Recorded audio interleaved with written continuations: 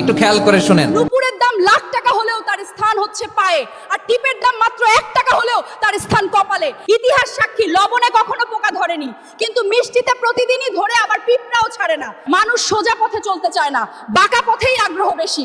তাই তো মদ বিক্রেতাকে কোথাও যেতে হয় না, কিন্তু দুধওয়ালাকে বাজারে দাঁড়ে দাঁড়ে ঘুরতে হয়। আমরা সর্বদা দুধ বিক্রেতাকে বলে থাকি, দুধে জল মিশাননি তো? আর মানুষ মদে জল মিশে খায়। আজ পর্যন্ত মানুষকে এতটুকুই চিনলাম।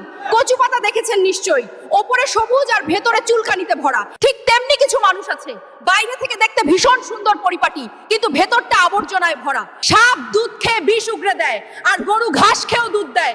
সুতরাং দোষটা খাবারের নয়, পার্থক্যটা স্বভাবের। নিজের যোগ্যতা নিয়ে কখনো অহংকার করবেন না। মনে রাখবেন, পাথর কিন্তু নিজের ওজনের জন্য জলে ডুবে যায়। কি আজব দুনিয়া জানেন? যার চোখে ঘুম আসে তার কাছে ভালো বিছানা নেই, আর যার কাছে ভালো বিছানা আছে তার চোখে ঘুম নেই। যার মনে দয়া আছে তার কাছে দেওয়ার মতো কিচ্ছু নেই, আর যার কাছে দেওয়ার অনেক কিছু আছে তার দেওয়ার মতো মনটাই নেই। এটাই বাস্তবতা।